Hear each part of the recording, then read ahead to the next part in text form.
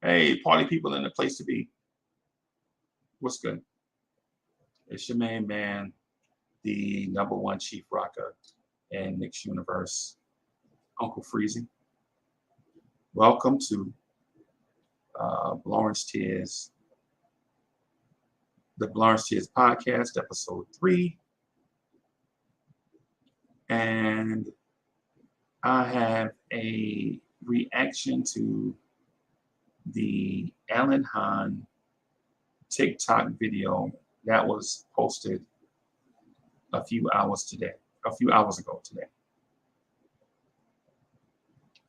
So first of all, let me first thank all of my YouTubers that support everything that Blorange Tears does.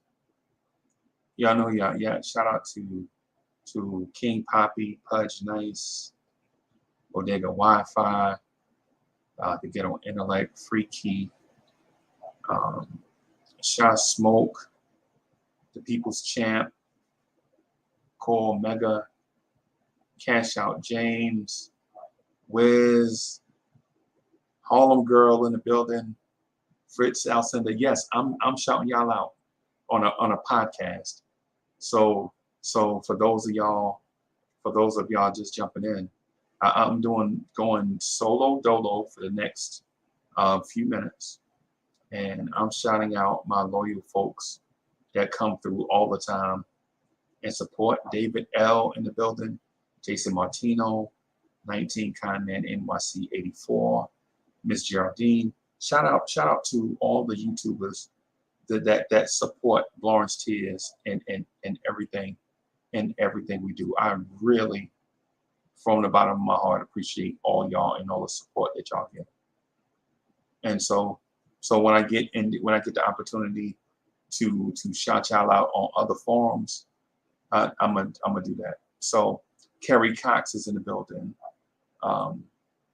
Paris Duggar, Jay Boogie, Sergeant Nix, Chuck Allen,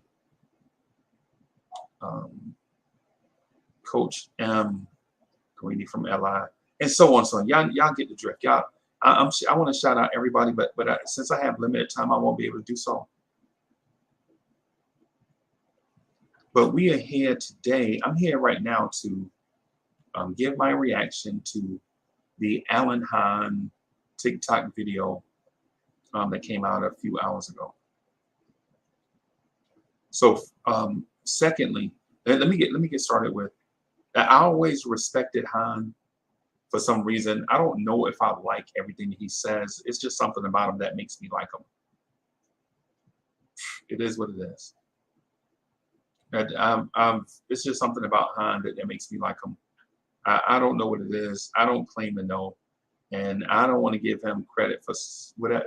I just like him. Whatever. It is what it is.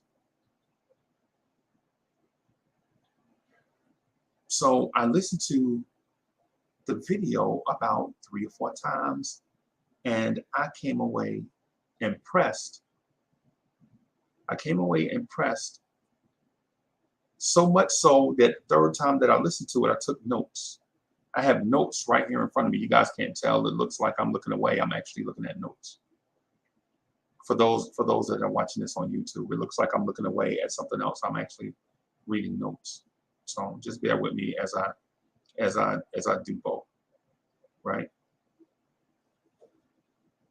So the first thing that caught my attention with Hahn, and yes, that Hahn of ESPN and all the other media stuff, that Hahn, right?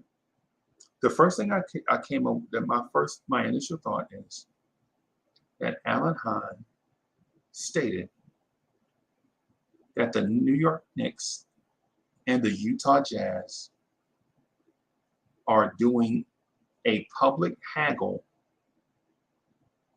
over compensation for Donovan Mitchell.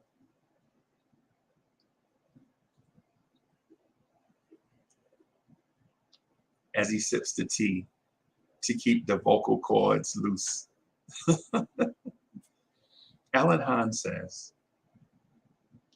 that the Utah Jazz and New York Knicks are publicly haggling over compensation for Donovan Mitchell. And when I heard it, it dawned on me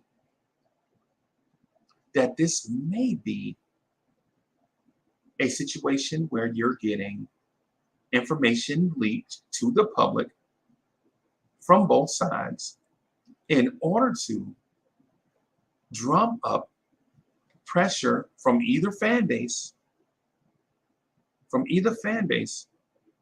to get a deal done or to ask for more stuff. And that's on both sides.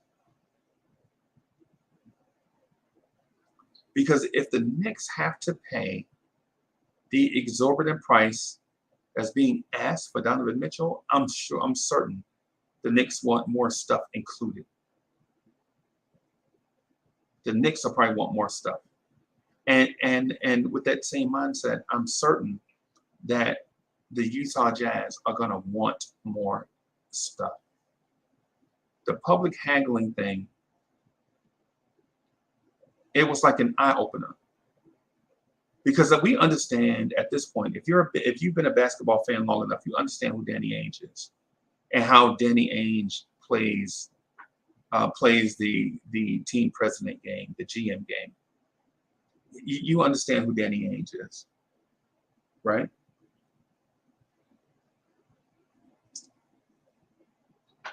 But what we don't know is how Leon Rose plays the game against a tough opponent.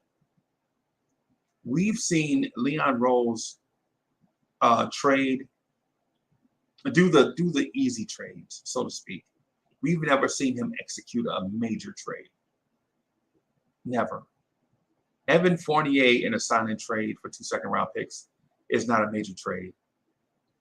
Trading every year with the Oklahoma City Thunder is not major. You do the Quickly deal 1 year, and then you do the Jeremiah Robinson Earl deal for what would later become Rokas Jokovitis and Miles McBride.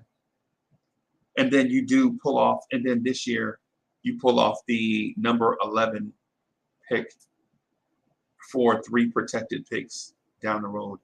Those seemed like they were easy to pull off, easy to execute, because none of those deals included a star. Not even a starter, for that matter. I guess if you include Fournier, I guess Fournier is a starter, right? But this organization, but Leon Rose hasn't pulled off a deal for a major player, right? So the public haggling thing, the public haggling angle has me thinking, is Leon Rose and his organization super buttoned up and purposely leaking certain information to the public to build up a groundswell of support for doing this deal? Or is somebody in that front office leaking information to the media, which gets us back to the team presidents and GMs prior to Donnie Walsh, who used the media to drum up perception of the Knicks? Both are a dangerous game. Both are a dangerous game. And I'm not here to say, to give you my opinion on it one way or the other. It's just my way of trying to understand what each side is doing. I'm not asking you to choose a side here. I'm asking you to, or I'm saying this so that I can understand. I'm thinking out loud, basically, trying to figure it out. But Hahn went on to say that this is not a good sign. This is not a good sign that the Jazz are willing to play the media game, leak what they want, Go out on a limb, leak what you want to the papers, and then that way the pressure is on the Knicks, because the Knicks are in a larger media market. More people will see this deal, more people will care, more people will call into radio shows, thus put the pressure on the Knicks to make a move. And so these leaks include rumors such as the Jazz want multiple draft picks and multiple young players for Donovan Mitchell. So the leaks are that the Jazz want 4 unprotected first-round picks, 4 unprotected first and additional, 4 unprotected first-round picks and additional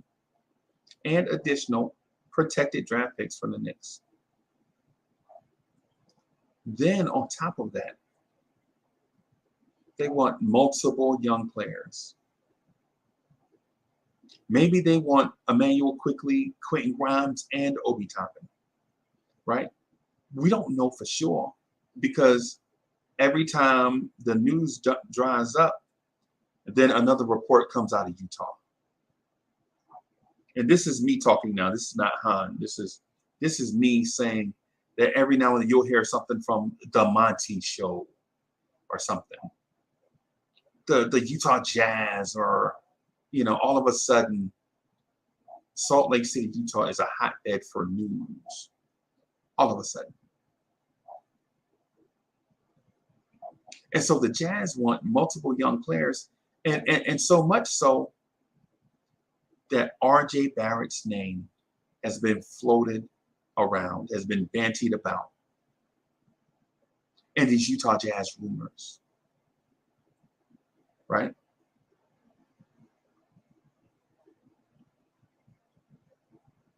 RJ Barrett, the Knicks' prized possession. Yes, RJ Barrett. But here's the thing. Here's the thing. I'm gonna skip a little bit here. So Alan Hahn went on to say that the Jazz don't value the Knicks' young players like the Knicks value their own young players. They don't.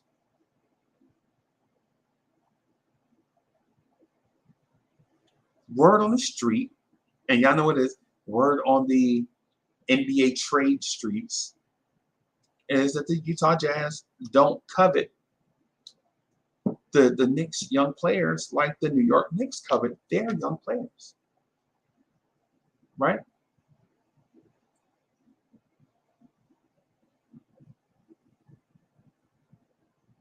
Right? The Jazz don't covet the Knicks' young players like the New York Knicks covet their own young players.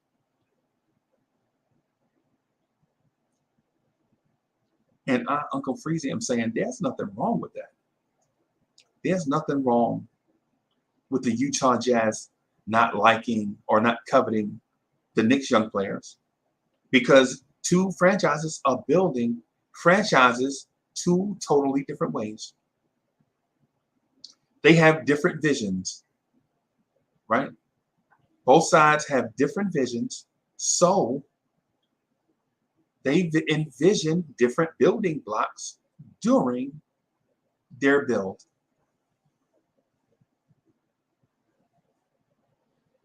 Right? Right? And so me and others, YouTubers like myself, Uncle Freezy from Blorange Tears. And the reason why I keep saying that, YouTubers, if you're watching, the reason why I keep saying this is because we're speaking to a new audience. So we're trying to introduce ourselves to a new audience. Sure, my relationship is going to be the same with YouTube, man. Love my YouTubers. I love my YouTubers, man. Love y'all.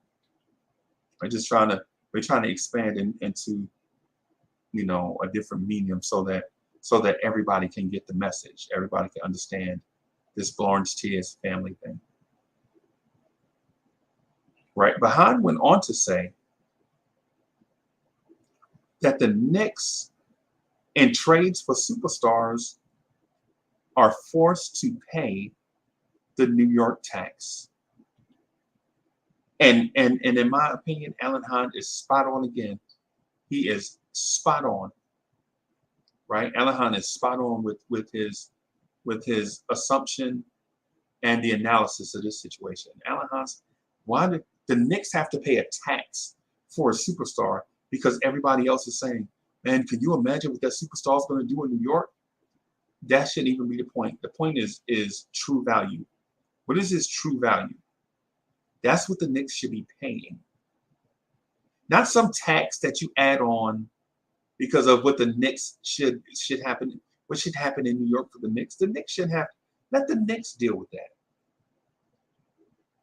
You should receive true value for your superstar every time the Knicks are engaged in a trade scenario. Other GMs and teams want to add the New York tax. And the New York tax is being added here. And you see what it is. Why should the New York Knicks pay a New York tax just because they're located in New York?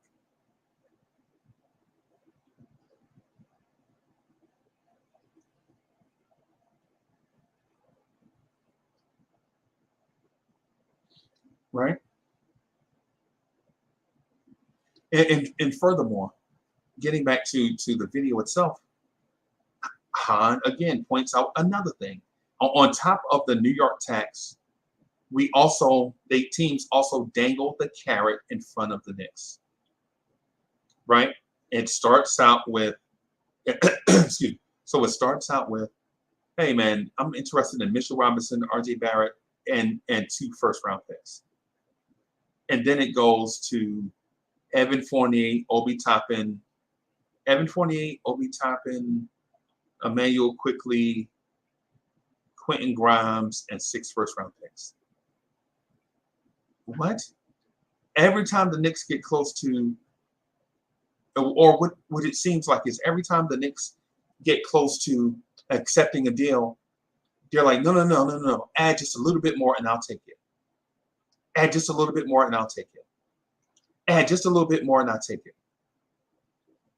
And so, teams like the Utah Jazz dangle the carrot in front of the Knicks to see how much they can get a franchise under pressure of getting a star, how much they're willing to pay. They dangle the carrot.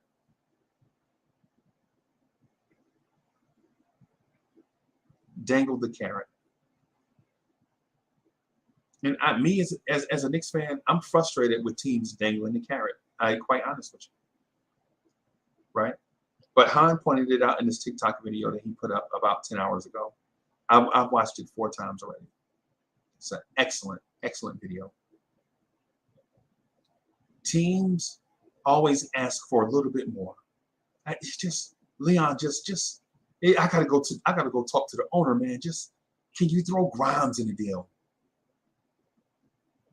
Just throw. I know I said Grimes, but if you throw Grimes and Quickly in the deal, my owner will probably be more likely to sign off on this thing. Yeah, I know I said Grimes and Quickly, but man, we need some excitement in the arena, man. Can you just throw in an Obi Toppin? Yeah, so Obi, Grimes, Quickly, and Fournier, the money will match definitely. We'll make it work. We'll make it work on our end. But that protected pick that you said, man, if you could turn that into an unprotected pick, if you could turn that protected pick into an unprotected pick, I don't even have to go to the owner. I'll just take the deal right now. And teams just dangle the carrot. But if you're Leon Rose, can you just walk away from this? When can you just draw a line and just not cross it and be disciplined and not cross this line? Are you willing to walk away? Right? Are you, Leon Rose, are you willing to walk away from this Donovan Mitchell deal? When is too much too much? They're asking for too much for Donovan Mitchell. And they're not upfront about it. They dangle the carrot. And YouTube, man, I see y'all, man. YouTube, I see y'all, man. Y'all are on fire. Y'all are on fire with the comments. Y'all are on fire with the comments, man. Listen, man. I wish I could just jump in and answer all y'all comments, but we'll have time to do that. We'll have a time and space for that. Shout out to all the YouTubers watching, man. It's like 100 and something of y'all right now, and we only been on like 20 minutes.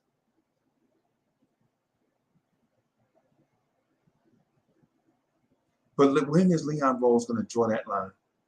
Has he drawn that line? Is he willing to walk away?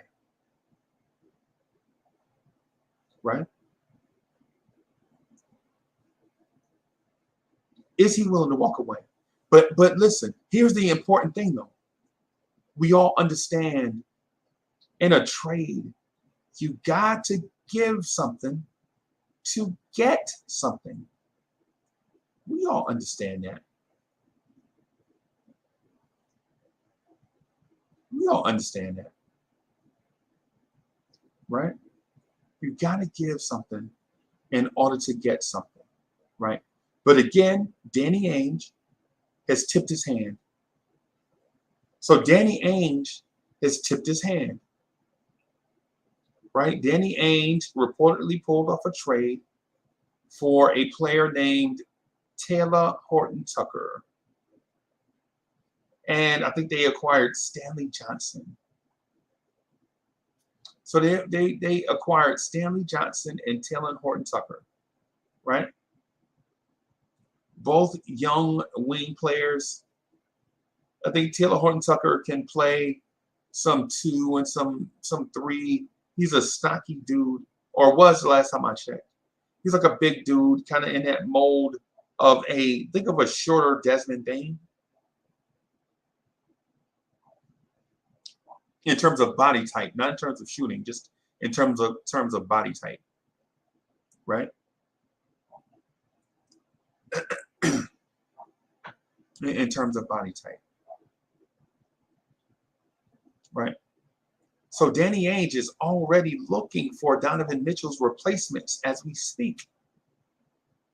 He knows Donovan Mitchell is not going to be here, right? He tipped his hand. He's letting you know that there is going to be life without Donovan Mitchell. And Leon Rose knows this.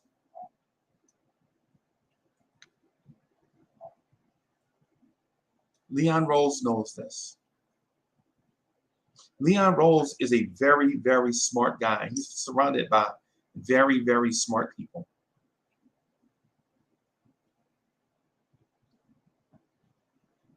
Right? But the Jazz, by trading away Patrick Beverley and acquiring 2 young players, lets you know that there will be life without Donovan Mitchell. But where will Spider go? That's the $1 million question. And so Han Solo goes on to say that 5 or 6 picks will do it. And 4 of those being protected, that should do it. You got to give in order to get. Right? So those picks, that does sound like a lot of picks. And to me, Uncle Freezy, it is. That's a ton of picks. But listen, when you get Donovan Mitchell, you're not concerned about, where those picks land, because you feel like by acquiring Donovan Mitchell, you'll be a playoff team. It's not a 37-win team that has the 11 pick. The Knicks are looking at being a 47-win team, a 50-win team that picks in the 20s. Hopefully that picks in the 20s.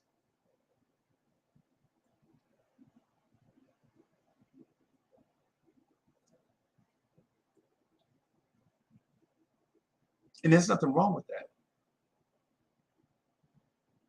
I understand in order to get something, you have to give something. You do. In order to get something, you have to give something. Now, I understand it. So I understand why there's a lot of rhetoric in the media about what the asking price or the exchange price is. The asking price is whatever. The acquisition price is the most important thing. The exchange price, the bartered price, is the most important thing. All this stuff about the asking price and all that, that stuff don't matter. It's what the thing that matters is what the Utah Jazz will accept for Donovan Mitchell.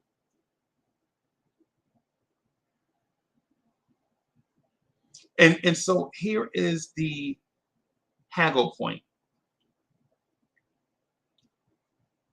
If you ask for RJ Barrett, you can't ask for more first round picks. You just can't. It's ridiculous. If you look to acquire RJ in a Donovan Mitchell swap, you're gonna get less first round picks. Because there's a value scale that the Knicks are not gonna run roughshod on the value scale. The Knicks are not gonna give all of their first round picks in the last few years. They're not gonna give you RJ, Obi, Quickly, Grimes, and future first round picks. It's not gonna happen. It's not gonna happen, not for Donovan Mitchell. I'm sorry. And I like Donovan Mitchell. And Donovan Mitchell, if you're listening, we want you in New York, bro.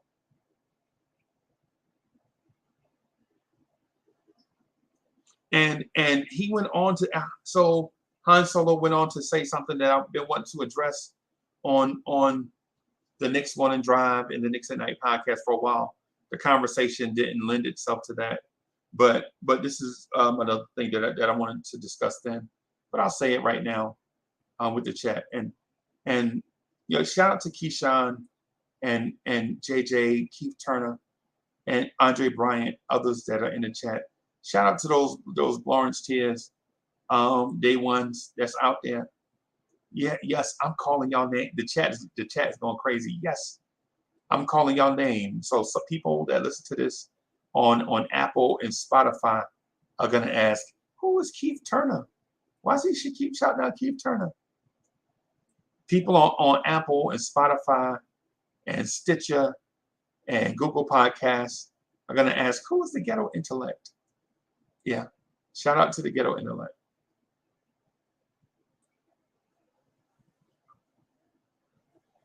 Shout out to all 100 and whatever number it is of y'all in the chat, man.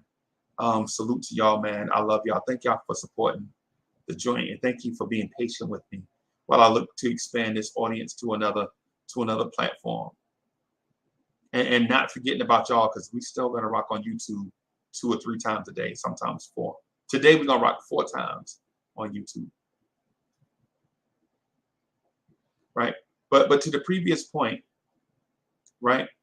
There is a rumor being floated that Tom Thibodeau prefers RJ Barrett go in the trade over Quentin Grimes. And Alan Hahn pierced that balloon. That balloon has no life in it, right? Because he stated clearly the things that we knew from day one. Tom Thibodeau loves RJ Barrett. And he has loved RJ Barrett since day one. That's why RJ Barrett has been a day one starter under Tom Thibodeau. Because for all RJ Barrett's shortcomings, the thing that he is strong in is mentality. RJ Barrett is not today's young player that is super sensitive. You can't even coach him. You got to talk to his agent. You can't coach him hard. RJ Barrett embraces all of that. RJ Barrett embraces New York City. RJ Barrett is Big Apple. Some people don't know what Big Apple is, right? Like, okay, nationwide, people not from here don't know what Big Apple is. And Big Apple is bigger than just it's bigger than Midtown Manhattan. Big Apple is the tri-state area. We all think differently. We walk differently. We talk differently. We move differently. Like, we talk aggressive, thick skin. You know, we curse you out in love. we talk tough. We are tough. And I'm talking about the whole tri-state. I'm talking about Connecticut, New York, Northern New Jersey. People from there, they just have a different heartbeat about them. They have a different, they have different biorhythms, right? They have different biorhythms about them, right? And so Tibbs loves RJ so much that he'll go during the game, he will curse RJ Barrett out to get the best of him. And RJ Barrett will embrace that. RJ Barrett is not like the young players that come along nowadays that if you raise your voice a little bit, you fracture their confidence. RJ Barrett's not like that.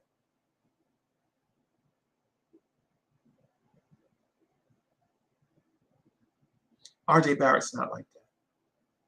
And I think, quite frankly, I think Tibbs likes that. That he could talk to RJ Barrett and even Emmanuel Quickly. He can talk to those two young players in a Coach K type of way, right? He could talk to him in a Bobby Knight type way. He could talk to him in a Dean Smith type of way. He could talk to him in a John Calipari type of way. I saw John Calipari curse out Emmanuel Quickly so bad. I thought that somebody was going to go break him up, but Quickly embraced it. Emmanuel Quickly embraced that. That's all you got, old man? Coach me up.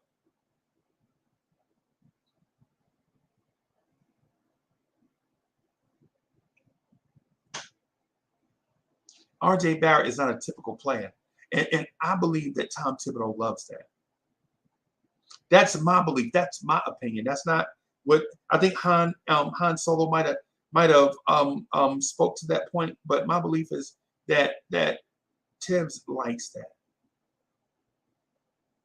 Right? So moving on to another point. Moving on to another point. The Nets are going to keep Kevin Durant and try to figure something out. Right? Right? So with the Nets keeping Kevin Durant, that takes some suitors off the table. It takes the Nets off the table for Donovan Mitchell. But others arrive at the dinner table now. Your Miami Heat, your Washington Wizards, your Toronto Raptors. And what I'm saying to you guys is be aware that Masai Ujiri is not a team president to sleep on. He's not. I think he's a Pat Riley type GM. And with that said, let's talk about the real Don, Pat Riley. Don't sleep on Pat Riley. The Miami Heat organization under Pat Riley don't take losing lightly. They don't. Their goal every year is to win a championship. That's their culture. They are going to play the best players on their roster. And when they need help, they go get it.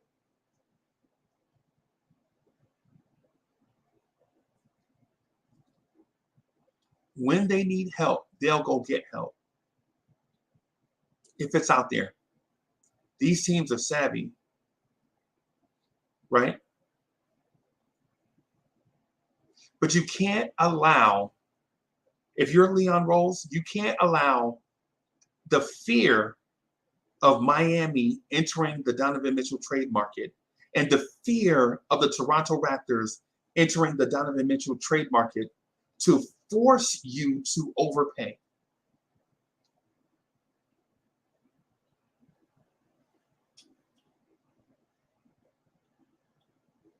You can't allow the fear of the Miami Heat entering the Donovan Mitchell sweepstakes and the fear of the Toronto Raptors entering the Donovan Mitchell sweepstakes and other sleeper teams like the Washington Wizards to force you to overpay for Donovan Mitchell. You just can't let it happen. You just can't let that happen.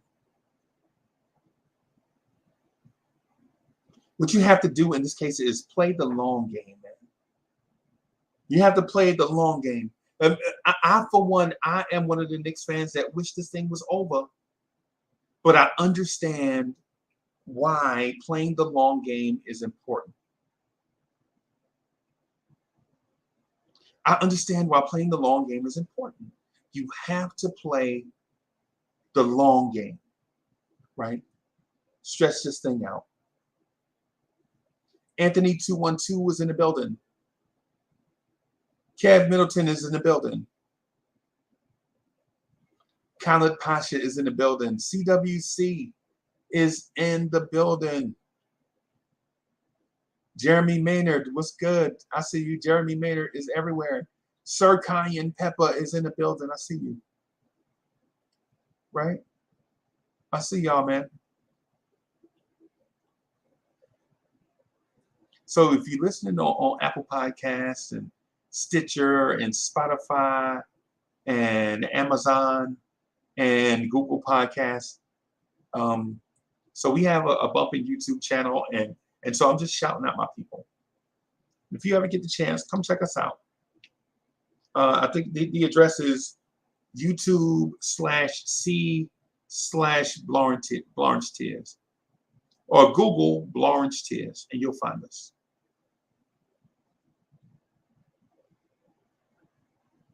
You'll find us.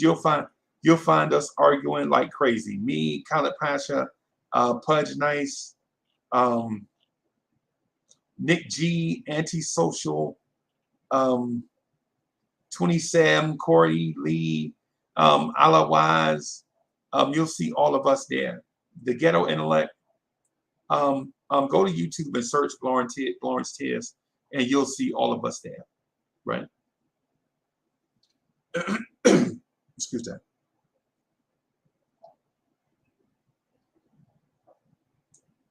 So I got a few final points that I want to get to. Right?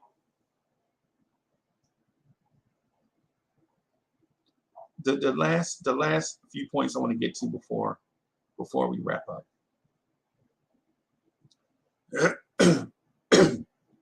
Is stretching this thing out into the season a bad thing for the Knicks? For the Knicks, is a cloud of uncertainty bad for you? I'm going to say at the moment, no. Right?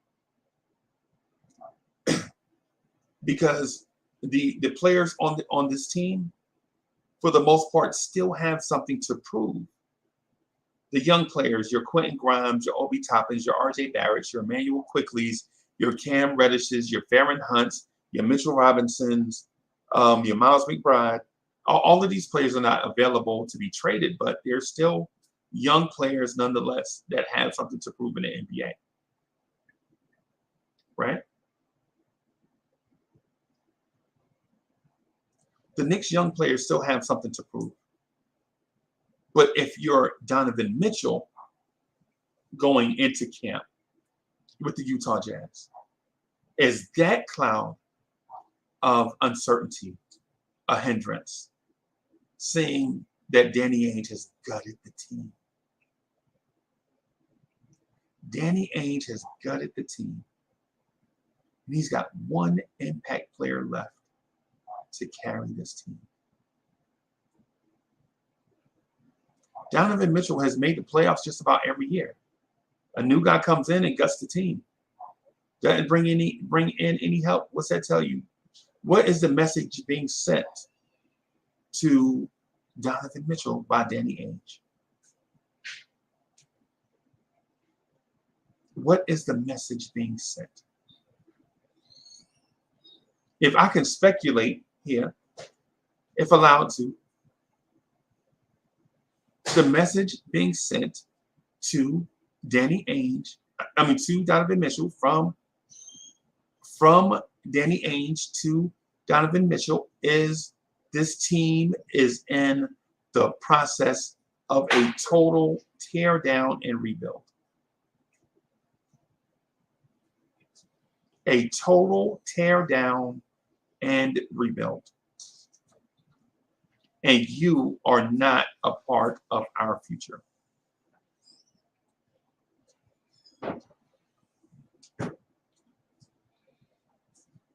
Right?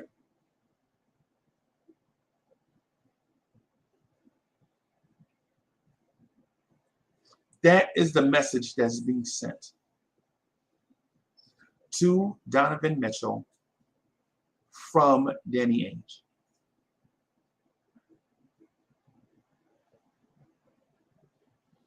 Right? The roster is gutted in Utah. They're not going to make any serious noise in the West. They're not. Sorry, not sorry. Sorry, not sorry. Overall, the public haggling between the Knicks and the Utah Jazz is an overt attempt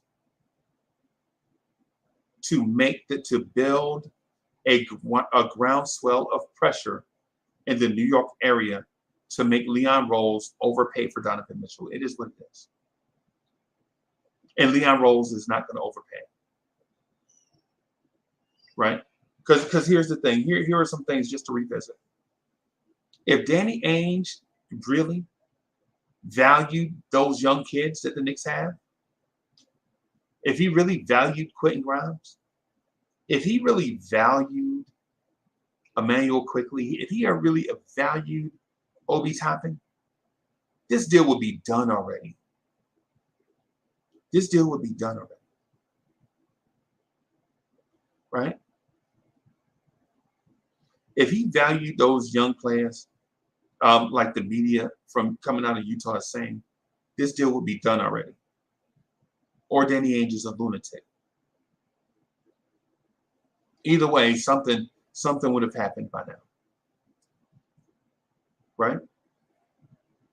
Hey, YouTubers, Blorange Tears YouTube family, thank you for tuning in to my weekly, maybe bi-weekly, probably weekly, Blorange Tears podcast for all the podcast platforms.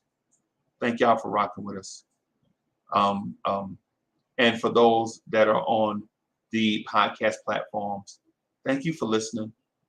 We'll have something else coming soon. Consider joining the Blorange Tears family on YouTube, where we kind of go at it every day. We go at it every day, every day, every day. We go at it every day. So if you want Knicks talk or NBA talk, or just talk in general, if you like this type of stuff, come join us on YouTube. And consider subscribing to the channel and joining the Blorange Tears family. Hey, thank y'all for listening. YouTubers, y'all are the best. All my family on YouTube that are in the chat hanging out with me while I do this, man, y'all are absolutely the best.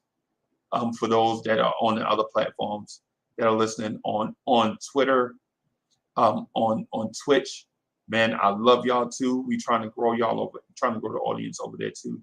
And for the audio podcast platform, thank y'all for listening. I will talk to y'all again soon.